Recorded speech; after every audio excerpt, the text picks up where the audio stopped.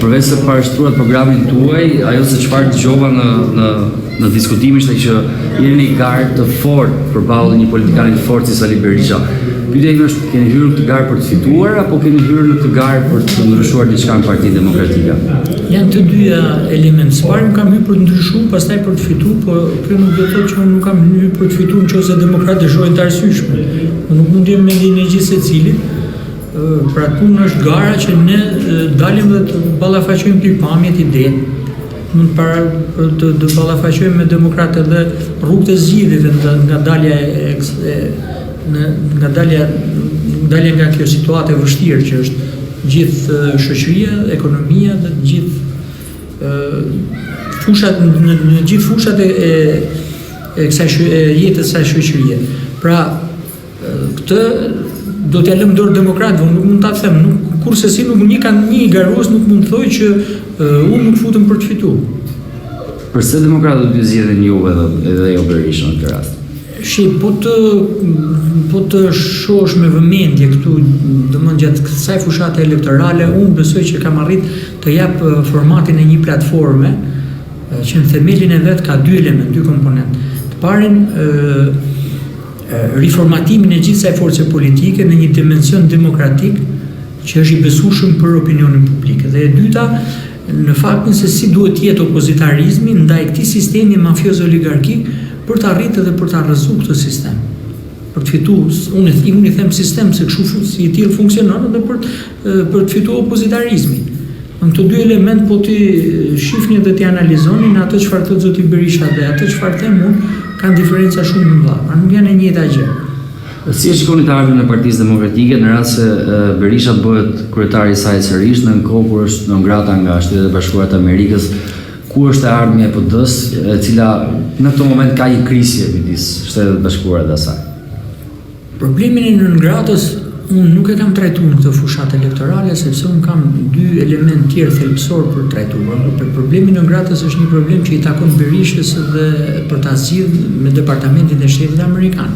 Unë nuk kam pse e shfrytëzoj këtë si një element të fushatës ose për të kryer avantazhin të fushatës. Do ishte e pamoralshme për mua. Nuk e shoh fisnike ta bëj këtë. Dhe nuk e kam përmend ndonjëherë. Ai e thashë edhe një herë, është një problem që duhet ta zgjidh. Në momentin që dikush akuzohet dhe nuk provohet ose nuk faktohet një akuzë, atëherë personi nuk mund penalizohet për shembull me garat brenda partisë. Nuk ka një rregull për nëngratën që zoti Berisha të penalizojë. Për më tepër unë kam qenë gjithmonë i linjës që zoti Berisha duhet garojë. Sepse nuk mund të pretendosh që të respektosh demokracinë dhe ti mohosh drejtën e garës dikujt tjetër. Dhe ti mohosh drejtën e garës kujtdo, pavarësisht cili është personi, qoftë zoti Berisha apo edhe çdo personi tjetër që i ka elementet e duhur për të qenë në garë, kjo është hyrje në themelin e demokracisë, një rregull i bazik në demokraci. Dhe për të eliminuar një individ nuk mund të thesh rregullat e demokracisë, se dëmi është shumë më i madh. Dhe për këtë arsye unë gjithmonë ju kam thënë çdo drejtuesit të Partisë Demokratike që ka ambicie për të qenë kryetar duhet të kalojë nëpërmjet garës dhe duhet mund zotin Berisha për të qenë. Ndryshe ç'kuptim ka? Ose mund të rikthehemi edhe në variantin tjetër, po mbështet dikë tjetër zoti Berisha, do ishte akoma më fatale sepse do kishim një lulëzim dytë edhe 8 vjet tjera, nuk do ishte shumë optimiste edhe zgjedhja tjetër. Në fundit, ju keni ftuar në debat zoti Berisha, debat televiziv besoj.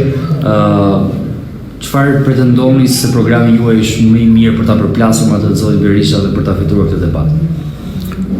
Debat televiziv ose debat në struktura, domthonë për mua nuk ka qenë, nuk përbën një diferencë të madhe. Unë kam pas dëshirë debatin në struktura më shumë se atë televiziv, sepse nuk pranon zoti Berisha as komisioni elektoral, kjo është një çështje që duhet ta shpjegojnë ato.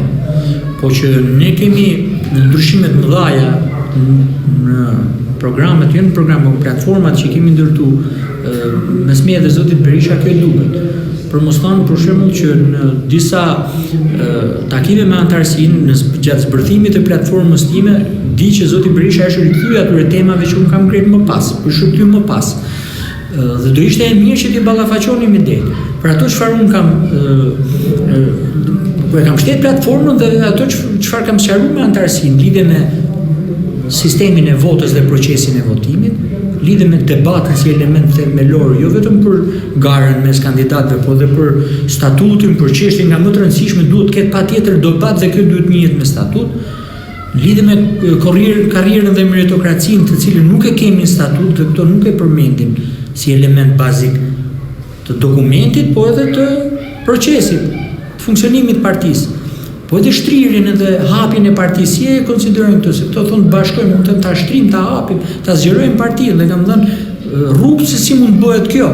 Se është një organizëm politik që ose një ekip që duhet jetë një ekip i madh dhe për ta përballojë kundërshtarin. Pra këtu kemi divergjenca të ndryshme.